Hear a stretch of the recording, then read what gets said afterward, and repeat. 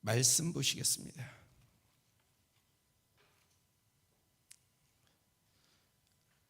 말씀은 에스겔 16장 9절로부터 14절입니다.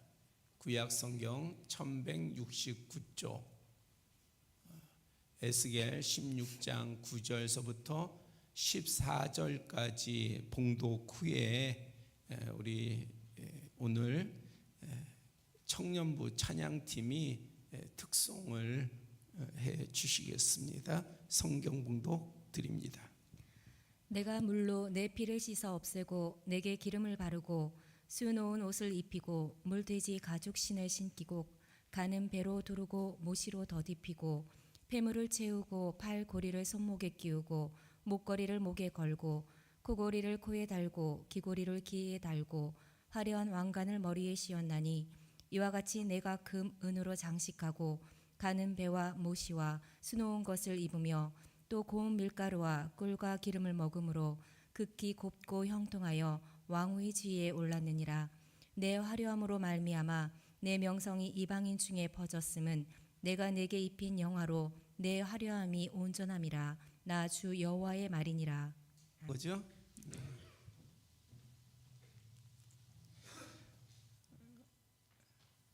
지난주 주일 오후에 교육부 헌신 예배를 드렸습니다.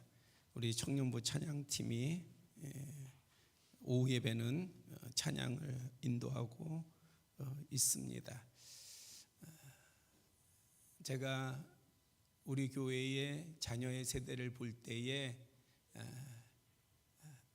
담임 목사로서 먼저 드는 마음은 미안한 마음이에요. 그것은 우리 자녀들을 위해서 마음껏 교회가 후원도 하고 지원도 하고 그래야 되는데 그렇지 못한 부분이 담임 목사로서 미안한 마음이 들고, 두 번째 드는 마음은 감사한 마음입니다. 그럼에도 우리 자녀들이 좋은 마음을 가지고 저 혼자 생각인지 모르지만은 우리 자녀들하고 저하고는 나이 차이가 많이 나잖아요.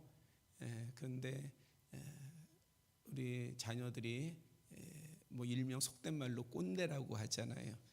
그러면은 나이 많은 목사님이 그렇게 보일 만도 한데, 그런데 그래도 우리 자녀들이 항상 저를 다정하게 대해 주는 것을 이렇게 느낄 때에 참 감사하고, 또 환경 상황에 저들이 상관없이 참 잘 자라줘서, 그리고 저도 참 교육부 사역을 올해 여러 교회에서 해봤는데 우리 자녀들이 착한 것 같아요. 그죠? 한 사람 빼놓고는 다 착한 것 같아요. 그 한 사람이 누군지는 얘기 안 하겠어요. 그냥 웃자고 하는 얘기고요. 사실은 우리 참 자녀들이 정말 한 명 한 명이 다 착합니다. 선하고, 그래서 너무나도 감사하고, 또 믿음 안에서 자신들이 스스로 이렇게 모이고 기도하고 예배에 참여하고, 그래서 금요일 기도도 찬양 인도를 또 하고, 그러면서 여러 악기 섹션도 자기네들 스스로가 뭐 이야기하고 야 너희들 이거 해라 저거 해라 하지 않았는데도 스스로들이 연습하고, 토요일 날 모여서 뭐 2시간 이상을 연습하고, 또 이러한 모습들을 볼 때에 감사를 드립니다. 특별히 무엇보다도 감사를 드리는 것은 하나님께 감사를 드립니다. 우리의 자녀들의 세대에 무엇보다도 제가 믿는 것은 각자의 때를 아시고, 하나님께서 필요한 시기에 부르시고 필요한 시기에 높이실 것이며, 또한 필요할 때에 하나님께서 그들에게 예비한 은혜를 부어주실 것을 믿습니다. 그래서 하나님 앞에 깊이 감사를 드립니다. 우리 자녀 세대를 위해서 항상 기도하는 우리 교회가 되기를 바랍니다. 지난 6년간 우리 교회는 30대가량의 주차 공간을 토요일 저녁부터 주일 오후까지를 제외하고 지역 주민들에게 개방하고 있습니다. 이로 인해서 주차장 관리는 너무 어려워졌습니다. 주차장 이용 규정 위반과 버려지는 쓰레기들, 파손, 교회는 많은 수고와 헌신이 따르게 되었습니다. 처음 개방했을 때에 규정 위반 차주들에게 전화를 하면 오히려 큰 소리로 따집니다. 또 술 취하신 분들은 싸우자고 달려들기도 했습니다. 불편한 일들이 뭐 한 주가 아니라 매주 발생을 했습니다.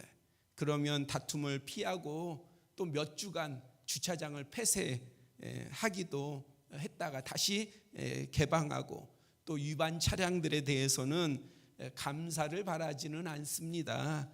그러나 질서는 필요합니다라고 하는 메모를 끊임없이 남겼습니다.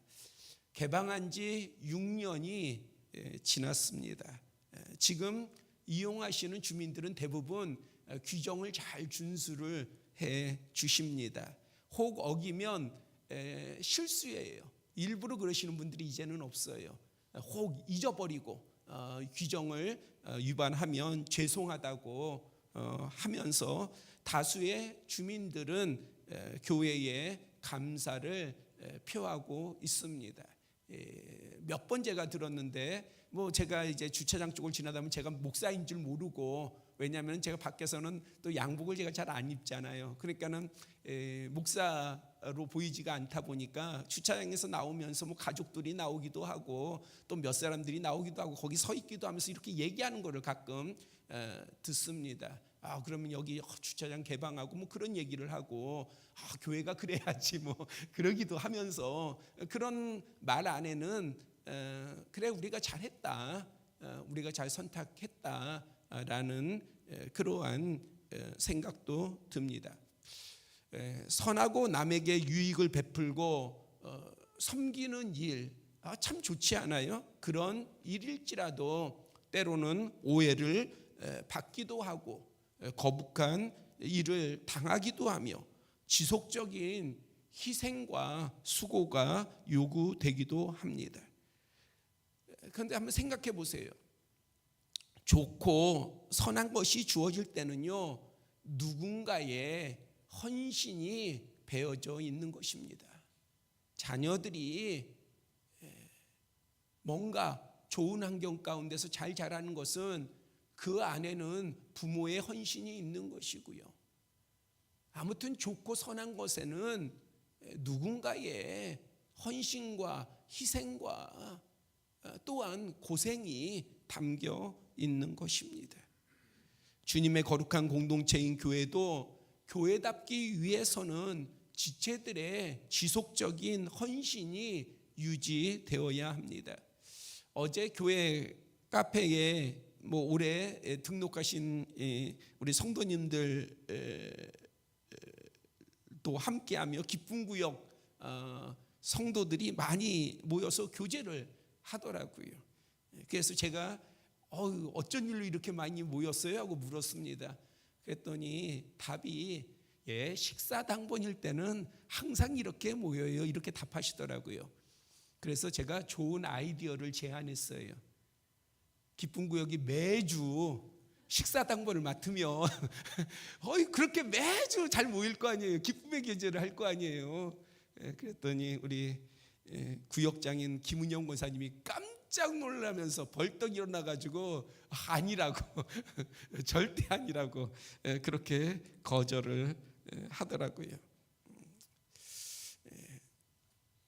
좋고 선한 것을 위해서, 그리고 주님께서 기뻐하는 것을 위한 우리의 수고와 헌신이요, 저는 우리 성도님들에게 멍해가 되지 않기를 바랍니다. 올무가 되지 않기를 바랍니다. 내가 선한 마음으로 주님을 위해서, 주님의 기뻐하심을 위해서, 또 지체들을 위해서 수고하는 것이 내 자신에게 멍해가 된다면 그것이 무슨 유익이 있겠습니까? 멍해가 되지 않고 올무가 되지 아니하고 진정으로 기쁨과 감사가 되시기를 바랍니다. 그것으로 우리 공동체와 우리의 터전이 지켜지고 세워지기를 소망합니다. 기도드립니다. 아버지 하나님, 이 시간 우리 가운데 함께하여 주시고 우리에게 선한 마음을 주시며 그 선한 마음 가운데에 하나님의 말씀을 허락하여 주시옵소서. 은혜의 시간 되게 하여 주시옵소서. 우리 주 예수 그리스도의 이름으로 기도드렸사옵나이다. 아멘. 평화의 기초란 뜻의 평화의 도시인 예루살렘은 높은 구릉지 위에 정치, 문화, 교육, 교통의 이스라엘의 제일 중심지였습니다. 다윗 왕이 이스라엘의 수도로 삼았고 뒤를 이은 솔로몬 왕은 이곳에 하나님의 성전과 화려한 궁전을 건축하였습니다.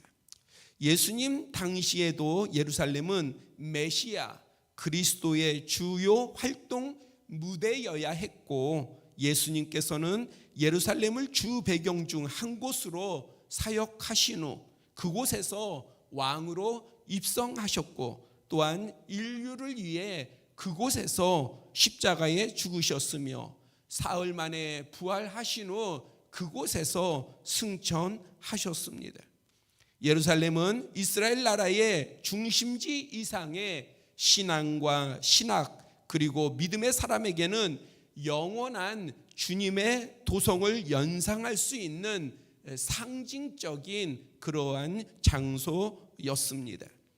오늘날에도 예루살렘은 여전히 세계인에게 큰 영향을 주고 있으며 특히 교회와 유대교, 이슬람교의 성지로 인정과 주목을 받고 있습니다.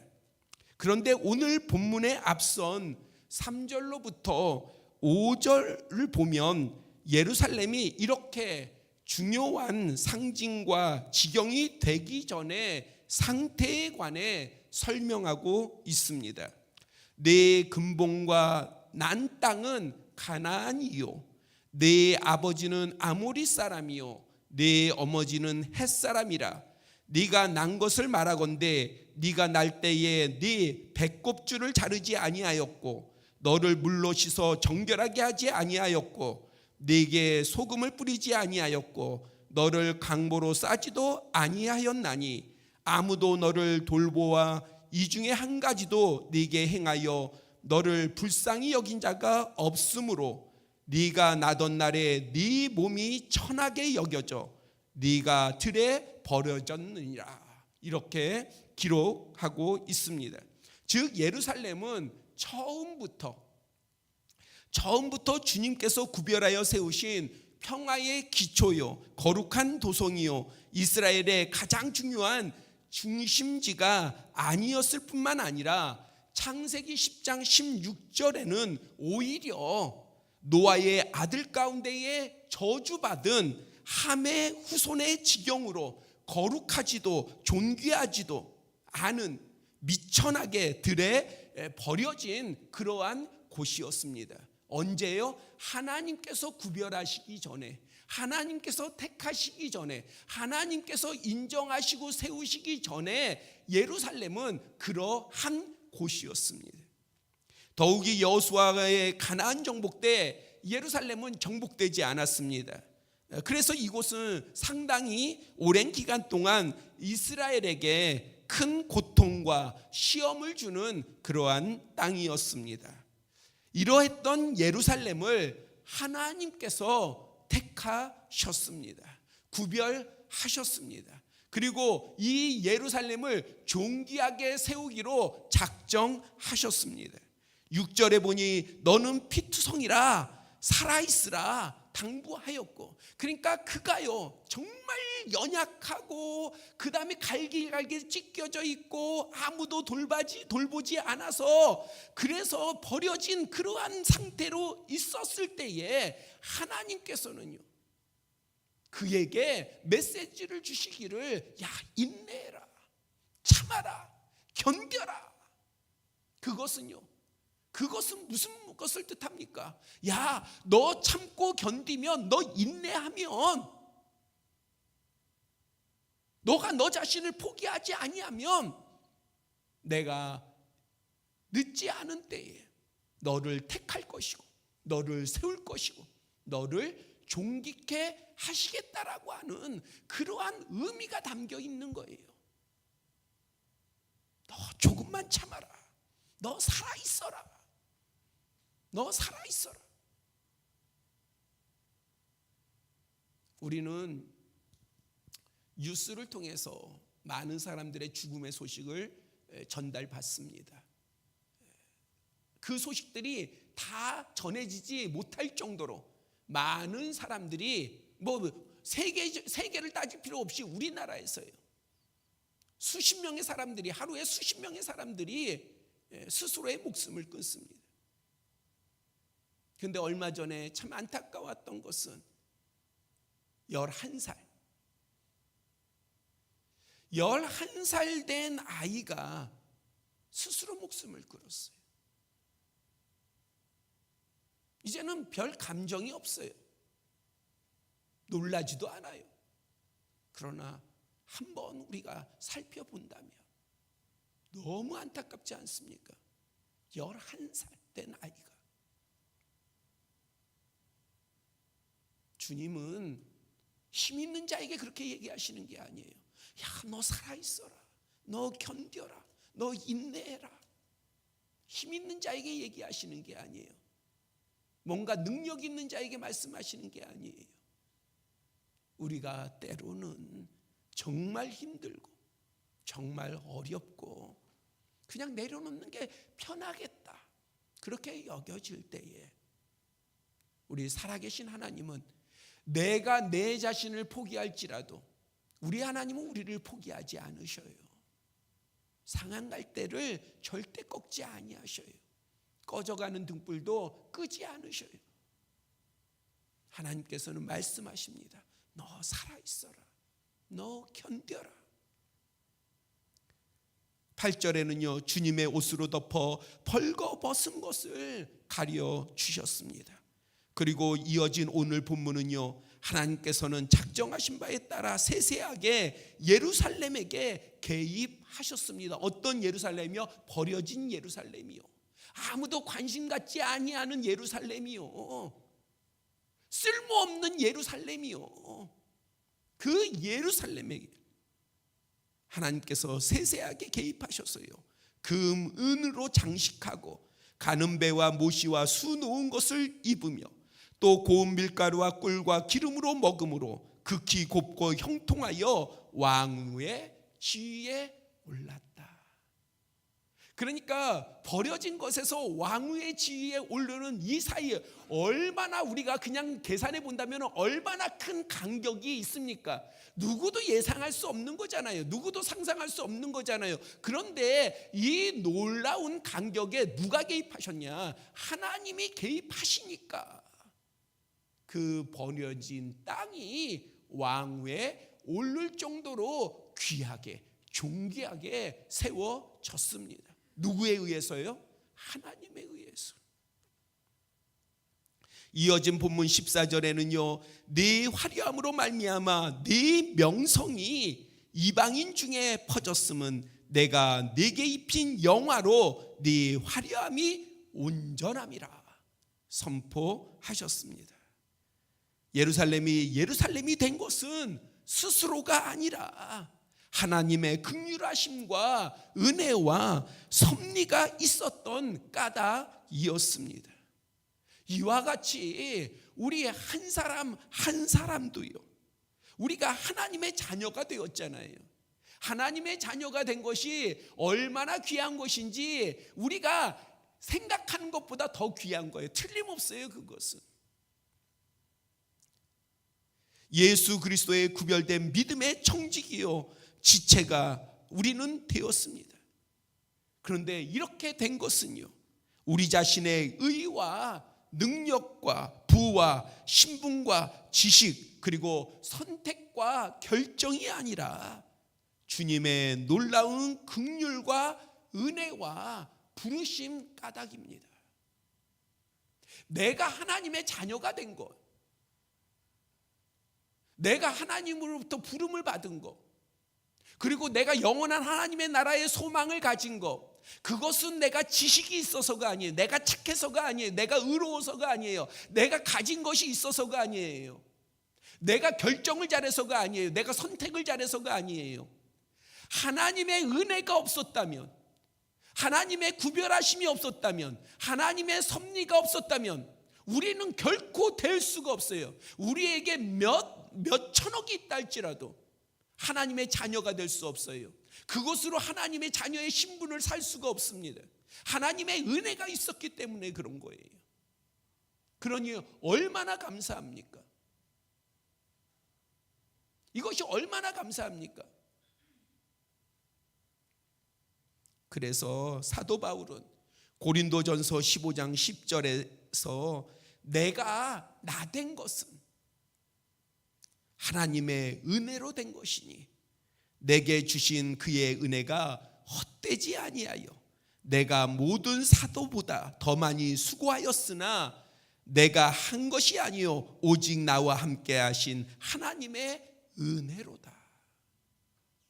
이 말은요, 사도 바울로 인하여서 만방이 요동을 치며 복음을 받으며 구원의 역사가 일어나며 교회가 세워지며 곳곳에 교회가 세워지며 하나님의 백성들이 일어나서 찬양을 드리는 그러한 역사를 일으킨 사도 바울, 그 사도 바울이 된 것은 스스로 된 것이 아니다라고 하는 거예요. 자신에 의해서 이루어진 것이 아니다 하는 것입니다. 하나님의 은혜다 하는 거예요.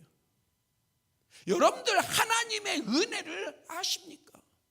우리 자신을 향한 하나님의 은혜가 얼마나 놀라운 것이고 얼마나 하나님의 깊으신 애정이 있는 것을 우리가 압니까? 우리는 우리의 상황과 형편과 처지 가운데서 그것을 계산하느라 하나님의 은혜가 어떠한 것인지, 하나님의 사랑이 어떠한 것인지, 오늘도 나를 바라보시는 하나님이 어떠한 마음으로 나를 살피시는지 이것을 몰라요. 그런데 우리가 모른다 할지라도, 하나님께서는 우리가 잘 모른다 할지라도 버려두지 아니하시고 여전히 우리를 붙잡아 주시고 우리와 함께 하십니다. 우리 모두에게 말씀으로, 은혜로 이것이 깊이 새겨지기를 원합니다. 내가 하나님의 자녀 된 것은, 내가 하나님의 백성이 된 것은, 나에게 영원한 생명이 있는 것은 내 능력이 아니라 하나님의 은혜다. 우리 교회에는 여러 부교육자들이 다녀갔습니다. 그 중에는 뭐 깊이 감사하는 사람들도 있었고, 어떤 분은 자신이 되게 큰 위로를 받고 간다는 그러한 고백도 하였습니다. 그런데 매년 여름 때가 되면 교회로 수박을 보내오는 전도사님이 있어요. 오늘도 수박을 보내온 줄 알고 있습니다. 장도영 전도사인데, 그러면 고마워하면서 감사하면서 우리 교회에 사역을 했던 전도사들이 있는데 왜 장도영 전도사만 떠난 지 10년 됐거든요. 그런데 왜 수박을 보내올까요? 그 이유가 뭘까요? 그거는 제 제자여서 그래요. 그러니까 감사를 하는데 다들 감사하면서 가기도 하고 그렇게 교제도 했는데 계속해서 매년 수박을 보내온단 말이에요. 장도영 전도사는요. 왜 보내오냐? 제 제자여서 그런 거예요. 제가 뭘 말씀을 드리려고 하느냐, 우리가 하나님 앞에 왜 감사를 못하는 줄 아세요? 왜 우리가 하나님 앞에 감사해요. 우리는 감사해요. 그런데 왜 그것이 분명하지 않을까요? 바꿔 말하면 우리가 하나님 앞에 정말 진심으로 감사하고 그것을 확실하게 드러내 놓으려면, 그러면 어떤 일에 대한 그냥 내가 계산 가운데서의 그러한 감사가 아니라 관계 가운데 감사해야 돼요. 예수님이 나의 구주가 되신 거, 나의 구원자가 되신 거, 나의 그리스도가 되신 거, 하나님이 나의 아버지가 되신 거, 이 관계가 분명할 때에 우리는 하나님 앞에, 주님 앞에 진심으로 감사하고 진심으로 찬양하고 진심으로 영광 돌릴 수 있는 거예요. 그런데 이 관계가 불확실하고 그냥 나타나는 바만 가지고 우리가 그 나타나는 것에 따라서 감사를 하려고 하다 보니까 진정으로 감사하지를 못하는 거예요. 감사가 때로는 흐려지는 거예요. 없어지는 거예요. 주님의 은혜를 받았다고 모두 중심에 기억하고 마땅히 감사하는 것은 아닙니다. 또한 받은 사랑과 복과 은혜의 분량에 따라 달라지는 것도 아니에요. 하나님이요, 많은 복을 주셨다고 그래가지고요, 그 사람이 영원히 감사하는 거 아니더라고요. 그리고 하나님이 우리 인간의 계산에서요, 작은 복을 주셨다고 그래서요 그것을 금방 잊어버리는 것도 아니더라고요. 사람에 따라 다르란 말이에요. 사람에 따라서. 주님과의 관계, 나는 주님과 어떤 관계인가, 주님은 내게 누구신가, 주님은 내게 누구신가, 너는 나를 누구라고 하느냐, 너는 나를 누구라고 하느냐. 이 물음에 대한 합당하고 충분한 확신이 우리 자신에게 있다면 어떤 상황과 환경에도 결코 주님을 향한 우리의 감사와 찬양은 흔들리거나 흐려지지 않을 것입니다. 우리는 광야 생활을 해요. 때로는 길을 못 찾기도 하고요. 그래서 헤매기도 하고요. 물이 없기도 하고요. 양식이 없기도 하고요. 길이 거칠기도 하고요. 맹수가 들끓기도 하고요. 밤에는 춥기도 하고요. 낮에는 뜨겁기도 하고요. 우리는 그런 광야를 살아요. 그러나 어떤 상황을 만나도 내가 하나님의 자녀인 것은 변함이 없어요. 하나님이 나를 사랑하시는 것 또한 변화가 없어요. 그리고 나를 위해서 하나님께서 정말 좋은 것으로 예비하고 계신 것도 틀림이 없어요. 당장에 내 눈앞에 있는 것으로 그 믿음이 흔들리지 아니하고 감사할 수 있는 우리가 되기를 바랍니다. 언제나 주님과 함께 하시기를 당부드립니다. 주님의 놀라운 섭리를 흐르는 냇물이 아니라 마음의 반석에 새기는 모두가 되기를 축복합니다. 본문 다음 절인 15절부터는 하나님의 선하신 계획과 역사로 아름답고 화려하며 유명하고 온전해진 예루살렘이 변질되고 타락해가는 것을 증거하고 있습니다. 그러니까 이렇게 하나님께서 큰 은혜를 주셨는데, 그러면 그런 예루살렘이면 영원히 예루살렘이어야지요. 그런데 15절 이하에 보니까 이 예루살렘이 변질되고 타락했습니다. 하나님을 향한 감사와 찬양과 헌신은 다 사라지고 자신의 화려함과 명성을 믿고 행음하며 방탕하였고, 자신을 위해 각색으로 산당을 꾸미고 하나님께서 주신 물질의 복으로 우상을 만들었으며 주님께서 주신 양식으로 우상 앞에 향기가 되게 하였고, 자식들을 우상에게 내어놓는 가증한 악을 행했습니다. 하나님은 점점 사라지고 이제 타락을 하니 그들이 좋아하는 것, 그들이 마음에 흡족해하는 그런 우상들을 세우고 우상들을 따르고 우상들을 섬기며 우상에 빠지게 되었습니다. 거룩한 성 예루살렘은 하나님의 소유에서 세상과 이방과 우상의 소유가 되었습니다. 그러므로 하나님께서는 22절에 네가 어렸을 때에 벌거벗은 몸이었으며 피투성이가 되어서 발짓하던 것을 기억하지 아니하고 네가 모든 가증한 일과 음란을 행하였다 책망하였습니다. 이러한 예루살렘은 예수 그리스도께서 이 땅에 오셔서 왕으로 예루살렘에 입성하셨음에도 예수님을 거절하고 도리어 그들의 지도자들이었던 제사장들과 율법사들, 바리새인들, 사두개인들 이 모두가 한 통속이 되어서 메시아를 대적하였습니다.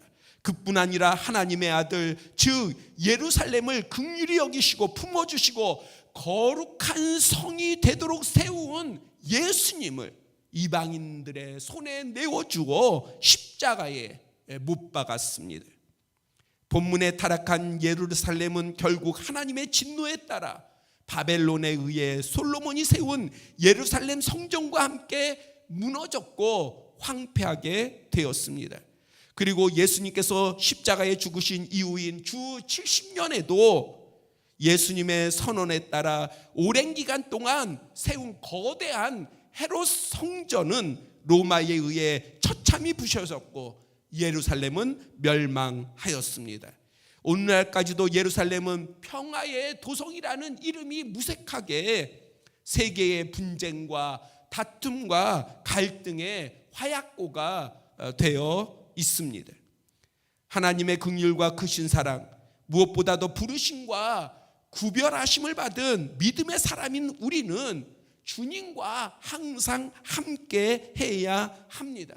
친밀해야 합니다. 그리고 굳건한 믿음을 가지고 하나님께 나아가야 합니다.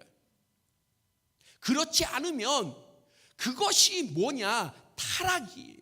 타락이라고 하는 것은 하나님으로부터 멀어지는 게 타락이에요. 근데 하나님으로부터 멀어지면, 주님으로부터 멀어지면 누가요? 믿음의 사람이요, 하나님의 사람이요, 하나님이 구별하셔서 하나님이 존귀하게 세운 그러한 심령이 하나님과 멀어지면, 주님과 멀어지면, 말씀과 멀어지면, 하나님의 영과 멀어지면 그러면 무너지게 되어 있어요. 아무리 화려해도 그것은 화려한 게 아니에요. 그것은 죄예요. 그것은 패방의 선봉이 됩니다. 우리도 모르는 사이에 하나님으로부터 멀어지면 우리 생각이 기준이 될 때에 우리는 어느덧 나부터 내 자신을 세상에 내어놓을 뿐만 아니라 우리의 소중한 이들까지 세상에 아무 꺼리낌 없이 내어놓고 있는 것이에요. 그래서 우리의 믿음의 사람은요, 주님의 손을 꼭 붙들어야 돼요. 그러면 우리가 놓치더라도 주님이 우리를 붙들어 주셔요. 결코 놓치지 아니하셔요. 우리는 주님 앞에 진정으로 굳건한 믿음으로 나아가야 합니다. 누구처럼요? 아브라함처럼요. 창세기 22장에 보면은요, 하나님께서 아브라함에게 언약 가운데에서 복 중에 복을 주셨는데 그 복 중에 복이 뭐냐? 이삭이에요. 이삭, 아들 이삭. 그런데 22장에 와서요, 하나님께서 이렇게 말씀하십니다. 네 아들, 네 사랑하는 독자 이삭을 데리고 모리아 땅으로 가서 번제로 드리라. 번제라고 하는 것은요, 각을 떠가지고 모든 것을 다 불살라가지고 드리는 거예요. 그런데 아브라함은요, 그 명령을 듣고요, 아침 일찍 일어나 번제에 쓰일 나무와 이삭을 데리고 하나님께서 일러주신 곳으로 가서요, 아들 이삭을 결박해가지고 제단 위에 올려놓고요, 그리고 나서 이 칼을 들고 이삭을 성경에 보니까 잡으려 했다. 그렇게 표현하고 있어요. 그러니까 이거는 망설이지 않고 작심하고 했다는 표현이에요. 그러니까는 바로 주의 사자가요, 아브라함아, 아브라함아, 연이어서 2번 반복해서 부르시고 멈추게 하였습니다. 그러면서 그의 온전한 믿음을 크게 인정해 주셨습니다. 바로 이 믿음으로 아브라함은 믿음의 조상이 되었습니다. 그런데 아브라함이 바로 독자 이삭을 믿음 가운데에 히브리서 기자는요, 이 아브라함의 행위에 대해서 11장에 뭐라고 말하고 있는 줄 알아요? 아브라함은요, 이미 어느 정도의 믿음을 가지고 있었냐면 하나님이 언약 가운데에 이삭을 주셨기 때문에, 그렇기 때문에 내가 비록 칼로 내 아들을 조각을 내어서 불살라 드린지라도 하나님은 능히 내 아들을 살리실 수 있는 분이다라고 하는 그 믿음을 가지고 있었다는 거예요. 그 믿음이요. 왜? 하나님은 전지전능하신 하나님이에요. 아니, 없는 것에서도 이 우주 만물을 창조하신 하나님이신데, 육신이 있는 그 이삭을 다시 못 살리시겠습니까? 불살라 버린다고 할지라도요. 없는 것 가운데서 사람을 만드시고 모든 우주 만물을 만드신 하나님이신데, 그래서 아브라함은 하나님에 대한 믿음이 있었던 거예요. 자신의 믿음이 아니라 하나님에 대한 믿음이 있었던 거예요. 그런데 이 믿음을 가지고 이삭을 바친 곳이 어디냐? 예루살렘이에요. 그곳이 예루살렘이에요. 여러분들 예루살렘 사진 보셨어요? 저는 아직 성지순례를 아직까지도 못했어요. 그런데 보면은 여러분들 예루살렘 이렇게 사진 나오면은 뭐가 딱 눈에 띄어요? 황금 돔이 있어요. 그렇죠? 그 예루살렘 보면은 안 보셨어요? 이렇게 황금 돔이 있어요. 황금 돔이. 그거는 뭐 우리 교회하고는 상관없는 모형인데 이슬람 교회하고는 상관이 있고요. 왜냐하면은 그 이슬람 교회에서는요, 아브라함이 이삭을 드렸잖아요. 이슬람 교회에서는 아브라함이 이스마엘을 드렸다고 해요. 그곳에서. 그래서 예루살렘이, 그리고 모하메트가 거기서 승천했다고 이야기를 하고, 그래서 예루살렘은 이 이슬람 교회에 있어서도 되게 귀한 성지인 거예요. 그곳이. 네, 그거는 아니고 아브라함이요, 거기에 성전산, 그곳이 바로 모리아입니다. 그곳에서, 예루살렘에서 바로 하나님 앞에 독자 이삭을 드렸습니다. 그리고 이곳에서 여호와 이레, 하나님께서 준비하여 주심, 예비하여 주심이 선포되었습니다. 이미 하나님께 우리는 부름을 받았습니다. 온전한 믿음과 감사와 합당한 헌신으로 주님과 언제나 함께 한다면, 주님께서 이전에 베풀어 주신 은혜로 정말 우리가 그 버려졌을 때에, 주님과 아무 상관이 없었을 때에, 그럴 때에 우리를 주님께서 구별하셔서 하나님의 자녀로 삼아 주신 것뿐만 아니라 그 위에 우리를 향해서요, 자녀된 우리를 향하여서 하나님의 영원한 나라의 백성된 우리 위에 이 땅에 예비하신 복을 부어주실 줄 믿습니다. 그러한 은혜를 더하여 주실 줄 믿습니다. 그러니까 내가 그 은혜 안에서 바라봐야 되는 거예요. 그 주님이 불러주신 그 관계 가운데에, 주님이 나를 이렇게, 나에게 이러한 놀라운 은혜를 베풀어 주셨구나, 그 은혜와 감격 위에 믿음으로 하나님 앞에 나아간다면, 그런 우리를 향하여서 하나님께서 예루살렘을 금으로 입혀주시고 은으로 입혀주시고 존귀한 아름다운 옷으로 입혀주셨듯이 우리에게 아름다움을 더하여 주실 줄 믿습니다. 이 은혜가 오늘 예배드리는, 오늘 주님 앞에서의 예루살렘 된 우리 모두에게 임하기를 원하고, 이 권세로 형통한 모두가 되시기를 축복합니다. 기도드리겠습니다. 아버지 하나님, 우리를 불러주시니 감사합니다. 우리가 선택하고 우리가 결정하고 주님 앞에 나온 것 같지만 사실은 그보다 더 놀라운, 더 깊은 하나님의 은혜가 있었음을 너무나도 잘 알고 있습니다.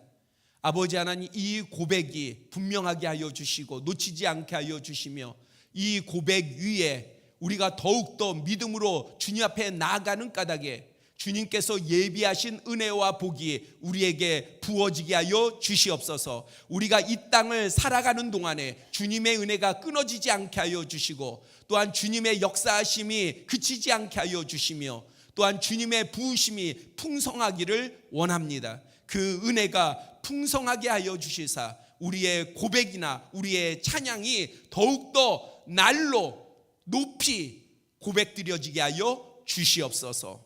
우리 주 예수 그리스도의 이름으로 기도드렸사옵나이다.